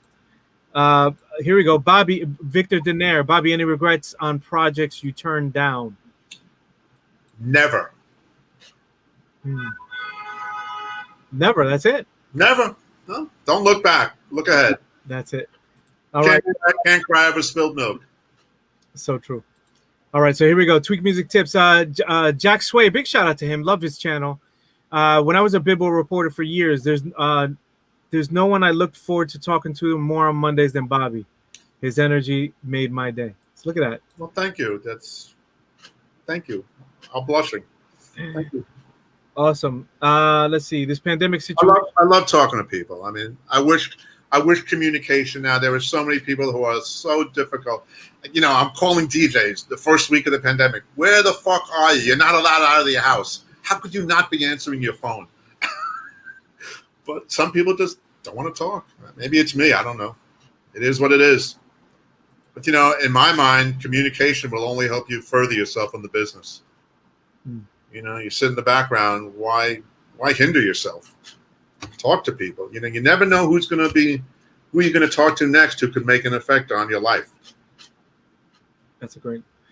All right. So Mike Marquez asks, do you think DJs on Twitch will start to have the power to break records the way we used to?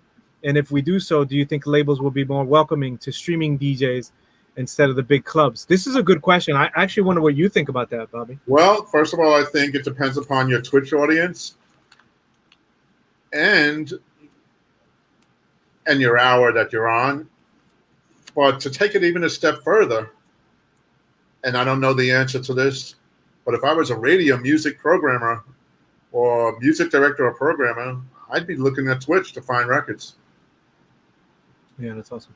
Yeah, I think Twitch is definitely going to be the new avenue, whatever streaming platform. How about that? We'll keep right. Whatever streaming platform. Yeah, whatever but streaming is definitely going to be something that people are going to be looking to for resources to what records to play, etc. There's a lot of guys that are growing. I mean, shout out to all the guys on here. DJ JRS. We see so many guys on here. I'm sorry. Mike Marquez is growing. Dig'em Smack. Chris Craze. I mean, Jack Sway. Look at these guys. DJ Lex, we see you, bro.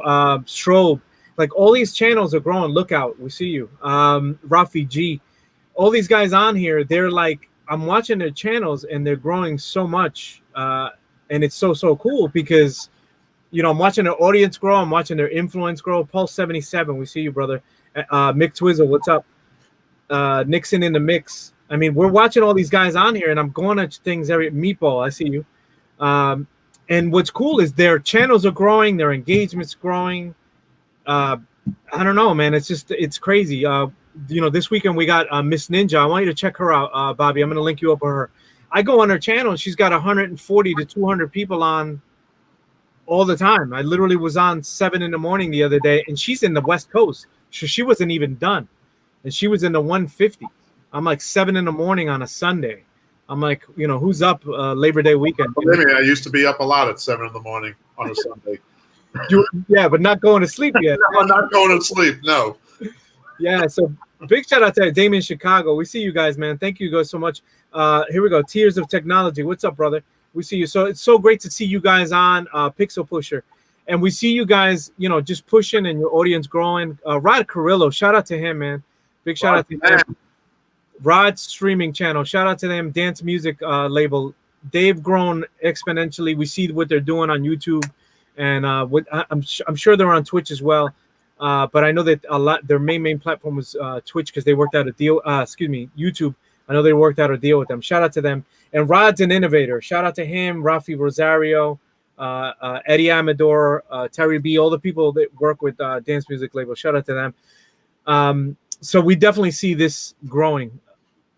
One really quickly. All right. So Scotty B says, question, what was the one artist that surprised you, good or bad, in regards to their success or failure? That's a good question. That's a tough one. God, I have to go back. I have to say Madonna. I thought so from day one, and she turned out to be like the goddess. It's funny though, and this is not a put down, but I will tell you a story. So at the beginning, she wanted to meet everybody. Even the garbage man, as long as he could help her career. And then a couple of years ago, I went to one of her shows, and Liz Rosenberg, who was Madonna's personal publicity person, I saw her at the show, and I said, "Hey, Liz, can I go backstage and meet Madonna?"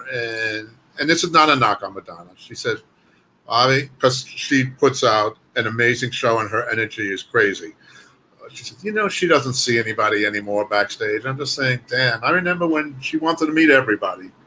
And now she don't want to meet anybody.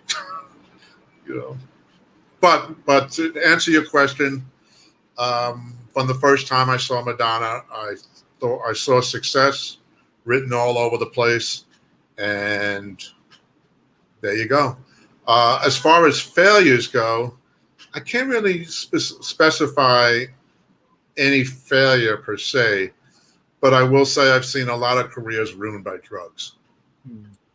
From DJs who should have been so major. Larry Levan, for instance, perfect example. He ruled the world and succumbed to drugs. Sad. Yeah, sad. Definitely sad. So that's what I would say is failures. Drugs can get to you. I did them in my, I was never a big drug user, but I did do drugs here and there, and I know the effect they can have on you. Luckily, Mark Kamens used to say to me, like, "How do you do drugs and go to work on Monday?" And I used to say, "Mark, I know when to put it down." That's so true. That's so true. Like Sundays was never a drug day. I know people who went on and kept going on Sundays. Sundays was not a drug day. It was recuperation day. That's so good. That's so good. All right, let's get a couple questions here. We got a couple, so let's see here. So Rich Lamont, this is a statement. My man Bobby Shaw, I've known this guy since the 80s from my years of DJs at Private Eyes. He's been consistent. I still call his name whenever I'm asked for promotion recommendation. Much respect. As far as that goes, hello, Richard. First of all, thank you for the kind words. Private Eyes was the kind of like the trend-setting video club of all video clubs. It was on 21st Street. And FYI, a tidbit, the owner of the club, Robert Shalom, passed away like 2 weeks ago. Hadn't seen him in years, but now you brought up Private Eyes, I figured I would stick that in. It's good. Rest in peace. Yes. All right. John Parker says the internet is 24 hours though. That's why you have to choose carefully a time that you want your show to be on and maximize your stream with your audience and your promotion and the promotion that you can do for your stream. That's actually really good. That makes sense. Absolutely. I think a lot of time is something. I have this issue, guys. Let me know in the chat. I have this issue with Saturday night evening. Like, I don't know. I guess it depends. East Coast, West Coast time. There's a channel that I just found. Shout out to his name is Ron Dog or something. DAWG. Funny story. I get up in the mornings, probably 7, 8 in the morning, and the guy's got almost 200 viewers. The other day, a little almost 3. And he's from Australia. So obviously different time zone. And he's, drinking a 40 ounce and he's playing 90s hip hop. And someone's like, wow, this guy's drinking in the morning. So he starts because he was playing hip hop, I just assumed he was from the States. And all of a sudden he starts talking to me and he starts whatever. And I'm like, where are you from? And he's like, it's so-and-so time at night in Australia. But I thought it was really interesting. And it was so cool how, different regions, different area, even though he's playing New York 90s hip hop or US hip hop, I thought it was interesting. And I loved that he could have such an audience. Now, probably has his audience all over the world. That's the beautiful thing about Twitch, right? Is it doesn't matter what part of it's not national, right? It's international. So I think that's really cool. But definitely your time would be something I would look into. What do you think about that? Is there a certain time that you feel like is a sweet spot, Bobby, that you might say that you watch? I watch on Saturday like I said, I kind of always watch basically Chris's show. I watch a great deal. Chris Cox. He's on 3 days a week, different formats each night. No, I just basically go on when I'm home or from late night because I'm usually working, sending out emails during the quote prime time, or in the old days I would watch sports. Obviously, I'm even watching a little bit of sports now. I'm not a big fan without the fans, but I am watching a few things here and there. No, I'm usually a late night kind of guy. Like 1 in the morning, I'm up and like, let's see what's going on here. And like we said, this could be done anywhere. So yes, at Australia, I could be listening to at a strange hour, what we might consider a strange hour, but to them, it's not a strange hour. Hmm. So anytime, look, there's always something going on Twitch, no matter what hour you go on. That's good. Kings and Queens Entertainment, Australian DJ living. He was raised in the Bronx, but been DJing since 12. Do me a favor, King of Queens. I know somebody else is Mick Twizzle. See if you can link us up. I'd love to link up with Ron Dog. That would be awesome. See if you can link us up. Ron Dog onto my list. Wait, and Bobby Shaw. We're gonna put his email back. Make sure. Rough, Ron Dog. I need everybody. Bobby at BobbyShawPromotions.com. I need you to email him. He's gonna give you all the top artists, and he'll get you on the mailing list. I think this is really cool. So somebody has a question for you here. Anthony Joseph Pimentel. He says, "What advice do you have for an unknown independent producer to get their tracks heard?" Well, I would try to SoundCloud and any other avenue that you could put music on for free. I mean, that's basically it. I mean, in the old days, you in the quote pre-pandemic days, you could send music out, and hopefully DJs would, play it in their club and help spread the word. Like I did, and I'm not giving away any secrets here. I went on Instagram and I started just looking up DJs' emails. And, if you want to do a production and start sending it out to some people, whether they listen or not, go on Instagram and start looking for DJs' names. Compile a list like I did. Nobody handed it to me. I had to go out and do it. But, it is what it is. You got to work hard to get someplace. Nothing comes easy. I love that. And I'm going to piggyback because there was a question we kind of maybe took out of context. The gentleman who was saying he does a lot of remixes but gets them taken down. What would you suggest to someone who wants to get commission remixes versus the bootlegs that will be getting taken down? What advice would you give them? That's a tough one. I always tell everybody just try to find out who the A&R people at the labels or who's signing records. And it is a little bit of work and you may not get the answers, but that's step one. Obviously to get some sort of exposure too. That's good. That's really good. And a lot of DJs turn me on to other mixes. When I do speak to a DJ, we do discuss certain things. And also like I buy records every week on Beatport, so I look at names like I never heard before. Like, damn, this girl's got it going on, and try to enhance my knowledge. Got it. That's great. Great advice. All right, so Nixon in the Mix asks, Bobby, your thoughts on new disco as a genre? To me, just good music is good music. I try never to categorize anything. Just it's either good or it's bad. And if a DJ or a programmer likes something, you make it fit in. So is it a future genre? Sure, as long as the music's good. Now I know you've seen. So this is good though. The new disco. I'm sorry, I'm like jumping back and forth. I just realized that Joe Maz is in the chat. Shout out to Joe Maz. He's an amazing DJ and a fantastic remixer, and I can't wait for this whole thing to start up again because his mix is primo. Yeah, primo. I wonder. We're actually gonna have Joe Maz back soon. I want to go into that because I think a lot of guys from the bootlegs to the commission mixes, and I think Joe Maz is a perfect example. Do you know any, maybe the backstory? If you don't, it's fine. But of the Joe Maz, like how he's. I've never sat down with Joe and discussed history. No. Okay. So we'll go into that. Part of discotheque, I'm well aware of that, but I really only know Joe the last couple of years since he became a Billboard reporter. I didn't know he was part of discotheque until he became a Billboard Club reporter. Like I said, you live and learn. You can never get enough knowledge. Awesome. We love that. I mean, I hope never to stop learning. I mean, it would be boring if it stopped all of a sudden. So. Guys, I want to challenge us. This is all of us because I'm in the same boat. Trust me, new things scare the crap out of me. But I think this is a time where really we have to self-reflect and we have to be self-aware. That's what I'm thinking of. And we really have to see what it is we're doing, not doing, and see how we can evolve. Because change is, for some people, myself, I'll even include myself in it, but is not the most fun all the time. But learning something new, I mean, look at this pandemic, and here we are. Everyone's in different roles. We're kind of shifted around, right? Well, I've tried to find the positive of the pandemic. And there ain't much positive, but I've tried to find the positive.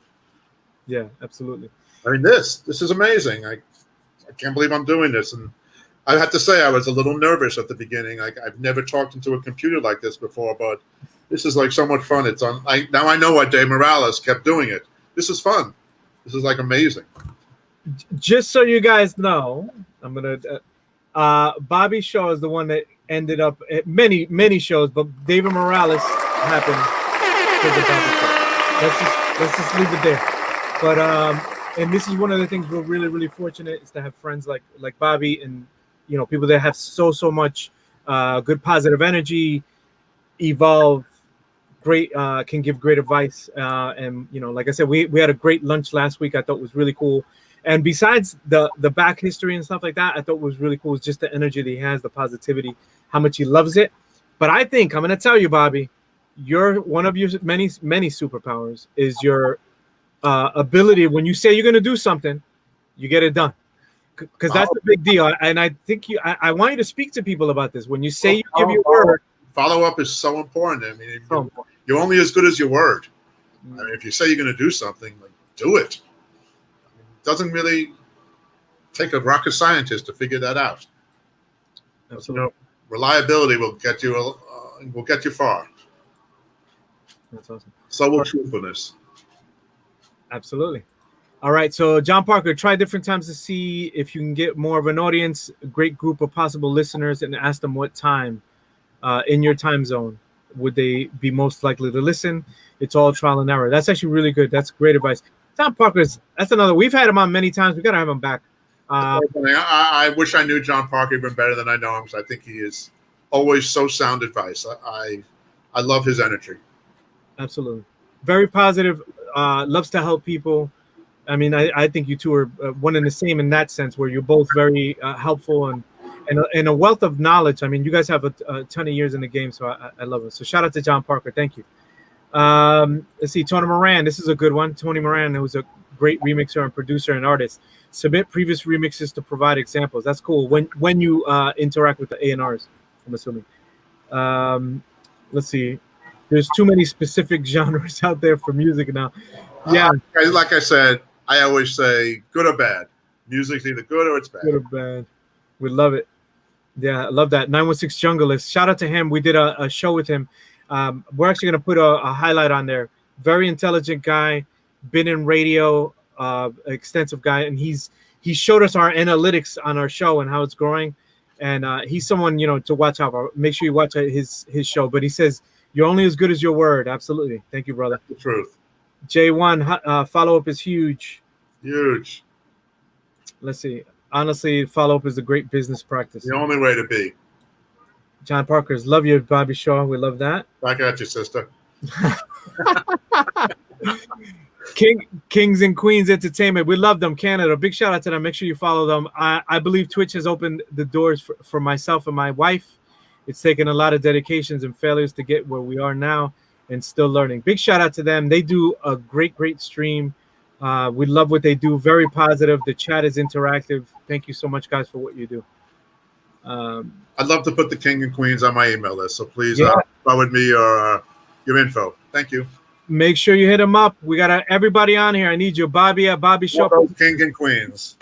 Yep, we need you to hit them up. We need you to hit them up. We want you to be on the email list. We'd love for you guys to link up. So make sure we do so. All right, let's get a couple more. Tony Moran, one half of the Latin Rascals, huge influence. Big shout out to Hascarelli. We knew we saw him in here. There's only one Bobby Shaw, and we love him. You can handle another one of me. Big shout out to Hascarelli. We saw you on Twitch. I'm so sorry. This chat was going a little nuts. So shout out to Hascarelli, another label exec vet. We're excited to see him on here. Giuseppe D, glad to see people open to all the new ways and tech to get their own music out there. Big shout out to remixer Giuseppe D. All right. So Chad Fox says he finally made it. Homeschooling had me in a timeout today. Sorry about that, brother. Hey, Chad, welcome. Ted, DJ Ted 3D, T3D. Here we go. What's up, everyone? Busy Labor Day weekend, just getting on now. We love you. Listen, for anybody who just jumped on, we got veteran promotions, all kinds of promotion, club, billboard, everything. We got Bobby Shaw, and we need you guys to link up with him. He does, people. He just went through his extensive list. Jonas Blue, Katy Perry, Disclosure, Marshmallow. We got to email him at Bobby Shaw Promotions. Make sure we do that here. We need you guys. Anybody who got any value from this, I need you guys to give me the ones in the chat. Today we were blessed with to have Bobby Shaw. And what I love about Bobby is he picks up the phone, he calls people, he responds back, he emails. So someone who's really, really responsive. I want to thank you so much for your friendship, for your time here. I mean, honestly, everything you do for the industry and for music, everyone in the industry. So we want to thank you from the bottom of our heart. Like I say, I kiss the ground I walk on every day that I'm in the music business. This is awesome. I'm lucky to be doing something I love. And we wish you another 40 healthy and happy years, and also in the music industry, because we know you'll be around forever and ever to your last day. So is this like the end? No, I think because I did want to thank a couple of people. So absolutely. Let's go. Let me know when, see you later, fella. No, let's give the thank you. I think this is okay. Well, obviously to you first. Oh, thank you. I appreciate it. I specifically want to thank Niles Goodwin at Capital Ashworks. He has really just provided me. I've only known him a couple of years, but he's provided me with some amazing music. Simon Dunmore, Wes Saunders, and Scarlett at Defected have been. I mean, they once again a company. I am so honored to be promoting their records. I can't tell you. Then there's a few people who have been around for a long time and who have been major supporters, and those would be. And I'm probably going to leave out some names, and I'm sorry if I do. Rod Carrillo, Jason Dowman, Jürgen Kurlich, Edwin Camacho, Dave O'Day, Judy Weinstein, DJ Escape, DJ Boris, Denny Chetos, Richie Santana, Lenny Kern, and Linwood. Okay. I don't know. I know I left out some names, but guys, whether you're Riddler. I know Riddler from when he was a baby. Riddler's no joke. That was a bad joke. Riddler's no joke. Never mind. I thought it was great. So, guys, I want you to really, I mean, seriously, we got him on here. It was long overdue.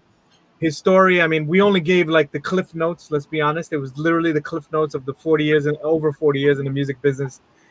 We got to make sure all of us, whether you're new, I don't want you to be embarrassed. Whether you're new, Bobby wants to hear from you. It's Bobby at Bobby Shaw Promotions. That's .com. That's his email. I need you guys to hit him up. I want everybody to follow him on Instagram. He's got great pictures with some great artists. Bobby Shaw Promotions on Instagram. If you see him pop in your stream, it's twitch.tv at Bobby Promo, okay? And also, if you're working on music, I'd love to hear it. That's what I'm talking about. All the aspiring producers, you guys heard that? All the aspiring producers, you gotta make sure we hit up Bobby at Bobby Shaw Promotions. That's his email.com. And he'd love to hear your music. So any closing words, anything, what's next? What's going on? Talk to us. Like, what are you looking forward to? Well, what's next is obviously expanding my my mailing list and looking forward to the days clubs are open again. I love going out. I mean, I was going out, before I was ever in the music business, and the itch has never disappeared. So looking forward to going out again. I mean, that day will come. It may be a little different. I don't know. Maybe it won't be. But I look forward to, just listening, finding new music, and enjoying life. Life goes short. Life is short. Enjoy it instead of commiserating. Okay, awesome. No, it's true. That's great advice. Everybody, give me the ones. All right. We're going to do the last couple of questions. These guys are, of course, you got the Scotty B question. Favorite club? Paradise Garage. Favorite tennis player? Roger Federer and Pete Sampras and Serena Williams. All right. I would love to meet Serena. I would love to have dinner with her. And then maybe I can get an in and Reddit too, because our husband owns Reddit. So there you go. Okay. Question: How does he feel with social media will help or change music promotion as an entity or as a tool?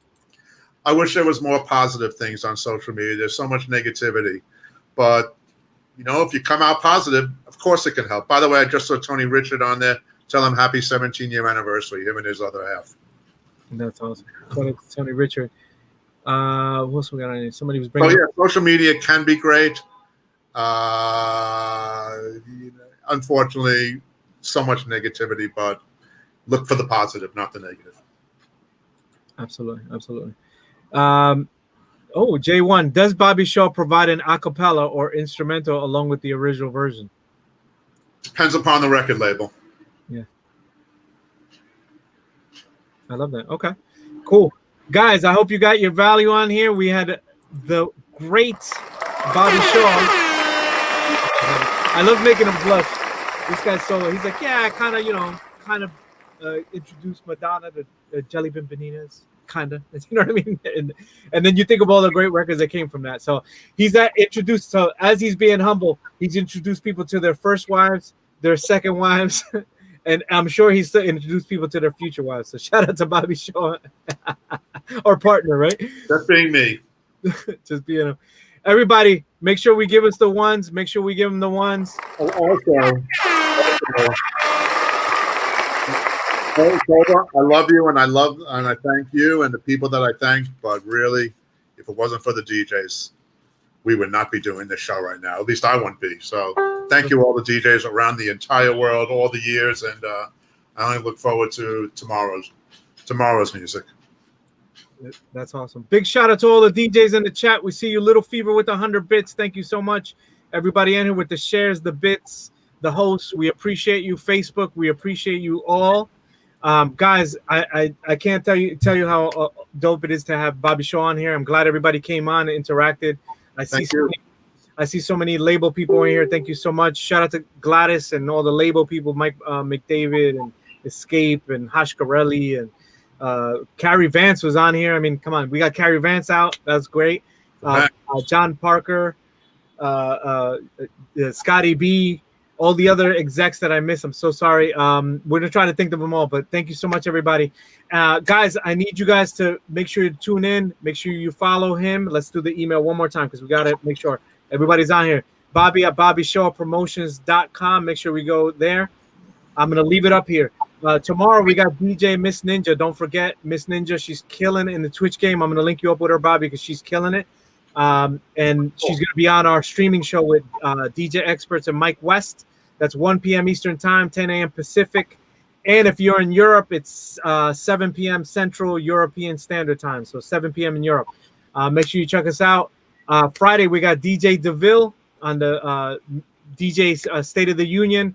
We got a couple surprise guests, so we're really excited. Next week, guys, on Friday. I'm sorry to go that far out, but we got DJ Riz, the veteran, the legend. We got DJ Eclipse. We got Evil D from Black Moon, from Nervous. That's Black Moon.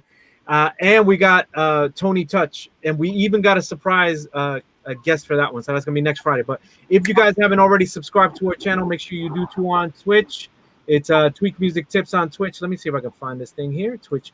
Make sure you haven't. If you guys are new here, also don't forget to email Bobby Shaw. I don't want to cut his time short because, you know, we got him. Everybody, you have to hit him. Bobby Shaw on Instagram. Email him, Bobby at Bobby Shaw Promotions. To close out, Bobby, what do you want to close out? Let them know. Just stay positive during these rough times. And thank you again for this opportunity. Always, always. It's so good to get these on here. Thank you so much, everybody. We want to thank you guys. True School, everybody. We see you on here. Bobby Shaw, everybody. Hang out, Bobby Shaw. We'll see you guys tomorrow, 1 p.m. Eastern Time, 10 a.m. Pacific, 7 p.m. in Europe.